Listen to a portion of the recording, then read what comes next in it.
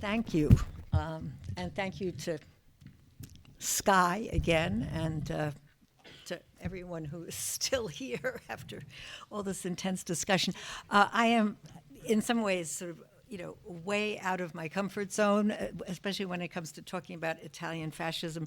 So as you'll see, I think my response to Paul's paper is, sort of comes very much out of my, very sort of current experience as this kind of conscript, albeit partially willing conscript, into the campus battles of the last year and a half, post-October 23, and also the ongoing German memory war. So that, I'm really reading this paper partially. My questions come from that place. I also really want to thank Paul for, again, by now we have done it, but when I read his paper, nobody had done it, was for invoking Tim Mason, who, is one of the many people we miss so much. And I think Molly and I both remember very well that conference in Philadelphia where Tim Mason first made that plaintive, but in some ways, even at the time, I think rather gewagt, almost provocative observation about his anxieties about this new focus on the Holocaust. And it seems today to be a kind of foreshadowing in many ways of current historiographical and political controversies. He bemoaned the eclipse of the focus on fascism by this 1980s, it's 1990, I think, the conference, 91, the article, 1980s discovery of the Holocaust.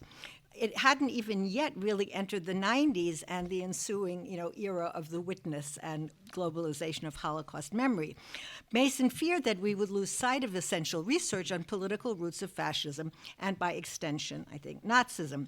But rather a bit reluctantly, actually, he also had to recognize the inadequacies of theories about fascism in untangling the enormity of the Nazi, quote, final solution.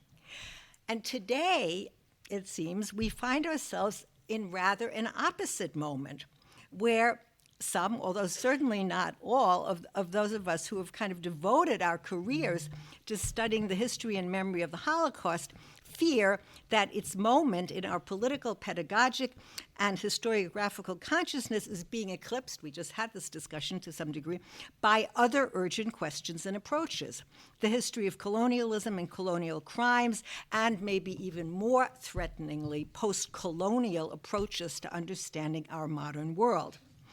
At the same time, we still do not know how either to entangle or connect, it seems to me, the phenomena of racism on the one hand and anti-Semitism on the other. Or, for that matter, and this is where I really get confused, to frame both or either in the context of fascism, our subject here. So for me, it's impossible to respond without being, in some sense, presentist, and I sort of feel justified in that Paul himself, is doing that not only in this paper, but already in his 2018 book on the specter of Judeo-Bolshevism, Haunting a Europe, which in 2018 was sort of, in some ways, just beginning to confront the ways in which the consensus about Holocaust memory as the imprimatur of Europeanness, right? This sort of hard-won consensus about Holocaust memory as the imprimatur of Europeanness saw itself challenged by this encroaching Islamization, spurred by global migration. So I'm grateful for addressing this sort of inevitable elephant in the room directly and at the beginning. So it seems really that our central task right now is to think about bringing together these seemingly disparate problems, the still real and present danger of anti-Semitism, and we see it in these invocations of what might be these reworked versions of Judeo-Bolshevism, conspiracy theories about gender or about COVID or about cultural Marxism, or for that matter, Instagram posts about the dangers that Jewish physicians in US hospitals might pose to Muslim patients. I do follow Instagram from my institution's SJP. And while also at the same time talking back to talking back to the invocations of Judeo-Christian values to justify Islamophobia, and specifically now, of course, the actions by the current Israeli regime in Gaza, in the West Bank, and in Lebanon. So that was one and two. Thirdly, Paul, in his paper, takes us back into the historical register after that intro. He's scene one set in Budapest in post-World War I. 1919, he reminds us that he also insists on this in his book, that Judeo-Bolshevism as a conspiracy theory with powerful real-world effects predated National Socialism, although not, despite its links to medieval blood libel and Christ-killing, in its direct form, the Bolshevik Revolution. So the campaign against the specter of Judeo-Bolshevism rallied Christian conservatives, anti-Semites, counter-revolutionaries against the radical left. As with so many conspiracy theories, this Judeo-Bolshevik myth was a masterful shapeshifter, bending to suit, as we've said, multiple distinct and overlapping beliefs and constituencies. Paul suggests, and this is a question now, Paul, it seems to me to suggest that anti-Semitism, in its religious, cultural, and racial iterations, was at the core in some ways. I'm not sure it's an equal, I'm not sure there's an equal sign there. At the core of the Judeo-Bolshevik conspiracy. And so the question is, it seems to me that in some ways anti-Semitism appears as prior to a stronger social clue than anti-Bolshevism.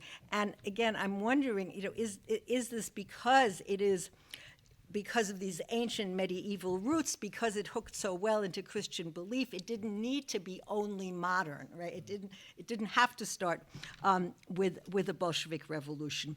It also hooked in so well to images of modern scientific racism, images of contamination, contagion that needed to be contained, expelled, ultimately extirpated. In other words, even though we're talking about a modern anti-Semitism, it draws some of its power from its pre-modern roots. So that was scene one. Scene two moves us onto the terrain of fascism and empire, beyond the European container of right-wing anti-communist nationalism, and moves us into Italy and Italian imperialism, which we talked about yesterday so interestingly. And again, the question seems to me, in my reading, it seems that colonial racism and the fear of miscegenation with colonized non-Europeans does appear as prior to anti-Semitism. In other words, the application of racialized prohibitions on sexual contact was only applied to Jews ex post facto. Now, in other words, the miscegenation laws for the colonized preceded the 1938 racial laws. Jews could not be Italian, just as Africans could not be Italian, but Jews had been Italian, unlike the Africans. So that brings me to this question of, did it therefore require a colonial consciousness, certainly in Italy, to exclude the Jews from Italianness? And is that different than the ways in which Nazi racial science and racism develops? So that's a question. And then, I say, certainly both versions of anti-Semitism relied on this modern scientific racism, but even there, anti-Semitism always seems to rest more uneasily with scientific racism than either a color line or colonial racism. So, this is this sort of very simplistic, basic questions, but it does seem like, it's kind of impossible to neatly fit anti-Semitism into theories of racism, and that's one of our big challenges as we're trying, even as we talk about questions about DEI and what is, sort of our own political situation. And if that is, and the fact that it's so hard to do that, how does that in turn impact our understanding of fascism and the ways in which we think about fascism today? So again, it seemed to me that you were kind of choosing to foreground the significance of colonial thought in Italian fascism, and not so much in its German iteration, even though you indicate that Nazi anti-Semitic racism did draw on this more original American Jim Crow and eugenic practices for its own racial hygiene practices. So this becomes all rather dizzying, I find, if we want to sort of pull it apart and then put back into its separate pieces and then try to put it back together again without, to quote Mark, flattening. And it seems to me that somehow we only ever succeed in pointing out how complicated it all is. Mercedes this morning says it is complex. Yes. So we have to understand, as Paul does, and I think multiple other historians, both imperial ambition and colonial brutality as absolutely central to the Nazi war and extermination project. That's scene 3, Goebbels in the Sportpalast, proclaiming this struggle against the Soviet Judeo-Bolshevik system, which combined, to quote Paul, these two violent ideological strands, the vicious imperialist war to destroy the Soviet state and the subject Slavs and other Soviet peoples to colonial rule, and an obsessive and endless civil war, right? Directed first and foremost against the Jews. But how do we think sort of calmly and in a complicated way, but clearly, about these inextricable links that you are asserting, especially now when we are indeed caught between our colleagues who consider it dangerous, even sacrilegious, if we're going to deploy the catechism vocabulary, to link in that kind of more direct way the colonial and anti-Semitic projects. Both, we hear from our colleagues, are part of European history, certainly German history, but they have to be sort of studied and thought separately. And I just refer you, I don't have time, I have the quote. There is an article in Die Zeit from about 3 days ago by none other than Robert Gerwart and Stefan Malinowski, which lays this all out perfectly in terms also of a kind of conspiracy theory that literally talks about a globally connected elite of a globally connected network of elite scholars and their activist followers who are promoting post-colonial thought. Read the piece.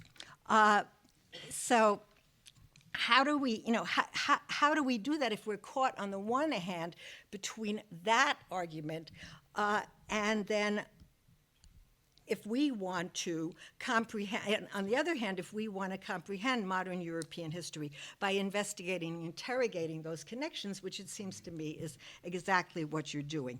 And then, if these two phenomena are indeed as tightly entangled as they are, and I realize you're talking about only in the second example are you talking about colonial racism and imperialism, but in terms of Italy and then Germany, you're talking about Eastern Europe. But nonetheless, given that you have entangled these two phenomena, how do we actually think our way through this current battle by the State of Israel against the Islamist barbarians and in Gaza, in the West Bank, by extension in Iran, other parts of the Islamic world? What do we do in this situation where it does indeed seem that the threat of Judeo-Bolshevism, which is tamed, after World War II by the Western turn towards this defense of Judeo-Christian values against the godless communism of the East, has been not replaced, I'm not getting into replacement, but displaced. You'll give me 5-minute warning, has been displaced by, not completely, not entirely, but to a significant degree, by this new threat to Western, i.e. European white civilization, a civilization that now, more or less uneasily, includes Jews, right? That threat from Muslims and their leftist woke allies, read Gerwart and Malinowski, with their gender ideology, their fixation on pronouns and microaggressions, and yes, their professed commitment to anti-racism and anti-Nazism, has been named, and I have to say, I only ever learned this term about a month and a half ago from Adam Schatz at a Remark Institute seminar. I didn't even know it existed, and then I went down a rabbit hole, by Islamo-gauchism, not a word. And a new alliance, this alliance between Islamism and the left, in which the Judeo side of the Judeo-Bolshevik equation has been replaced by Islamo, but the Bolshevik side still denotes the gauche, the left. And now I'm on 5 minutes. Okay, very good. So I find this all really, really difficult, painful, and I still feel like we really need to talk about it directly and not sideways. Sometimes I feel like a certain nostalgia even for a particular post-Holocaust moment when the specter of Judeo-Bolshevism had lost its murderous power but still popped up as a semi-ironic and sometimes even loving cultural reference in precincts of the Western, at least the Upper West Side, Jewish left.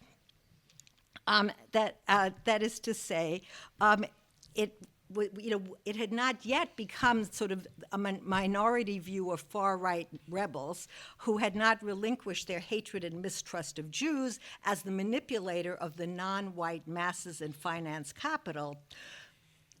Those people are unquestionably present in, the George Mosse's students, the quintessential red diaper babies, Jews as the truly liberal vote, Liberation Satyrs, Heschel, Prince, the late lamented Jewish Alliance, even the disproportionate representation of Jewish women with their frizzy hair and intellectual ambitions and second-wave feminism. So to be part of a quote-unquote Judeo-Bolshevik conspiracy for those of us who grew up post-Holocaust on the Upper West Side was almost a mark of pride rather than really dangerous. And this is my last point, even as we knew very much, as we certainly knew about anti-Semitism in the Soviet bloc, we knew March 68 in Poland, the great exodus from the former Soviet Union, and I would just suggest that for our discussion, we might want to add a scene 4 for Judeo-Bolshevik conspiracy, namely post-war, post-Holocaust Europe, Stichwort Kielce, 1946, and the ways in which Jewish survivors, and particularly also Jewish displaced persons, were treated with a sort of toxic potion of traditional Christian anti-Semitism, blood libel rumors, National Socialist indoctrination, and a distinct post-war resentment and fear of the unexpected Jewish survivors, many of them returned from precarious shelter in Stalin's Soviet Union, presumably filled with dreams of revenge, restitution, and sheer exploitation of the spoils of war and the black market, sort of another conspiracy, the avenging Jew. This is where we miss Alon Confino. The avenging Jew as the Bolsheviks, that is to say the Stalinist fifth column, and also Shylock claiming his pound of flesh by reclaiming property or demanding compensation. So that's, I think, another example.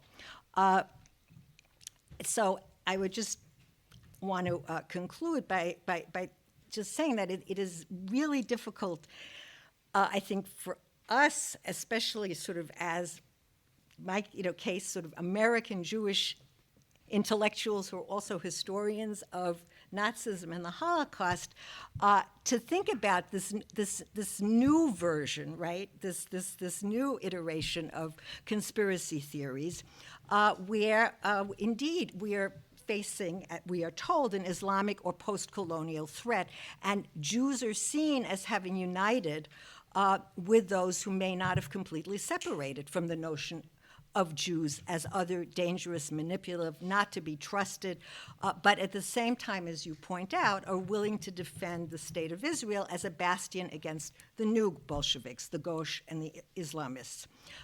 Europeanist, now an identity that can assimilate Jews and their national homeland, especially der jüdische Staat, as the German press always says, into this crusade against the infidels from the East, not from the steppes of the Soviet Union, but from a global South who threaten our way of life, universal Enlightenment values, et cetera.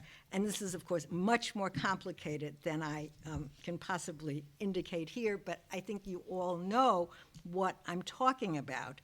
And it does seem that this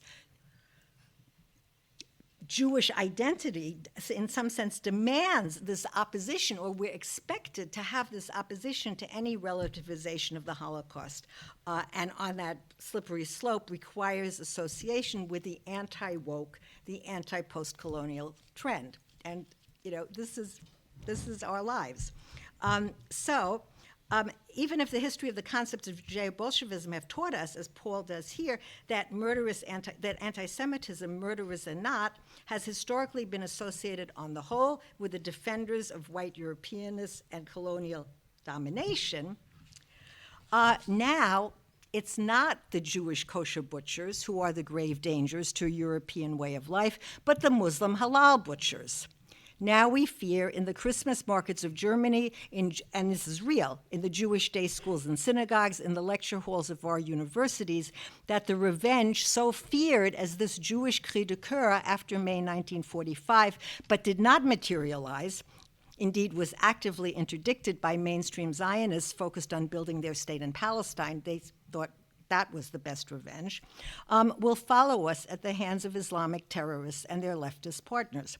So, is it in any way helpful, and to think in these terms of displacement, Judeo-Bolshevism, Islamo-gauchism, and in terms of our daily practice as intellectuals, scholars, professors, citizens? This is, it's a cliche, but it's no less troubling question. How do we preserve and refine our analysis and response to anti-Semitism when it is so entangled with and yet distinct from all the other categories we must contend with in our study of racism and fascism, especially at a moment when so much, although certainly not all, anti-Semitism appears again, the Germans are so helpful with their terminology, appears again as Israel-bezogener Antisemitismus. How do we act when called upon to take stands when it's so hard to find our footing?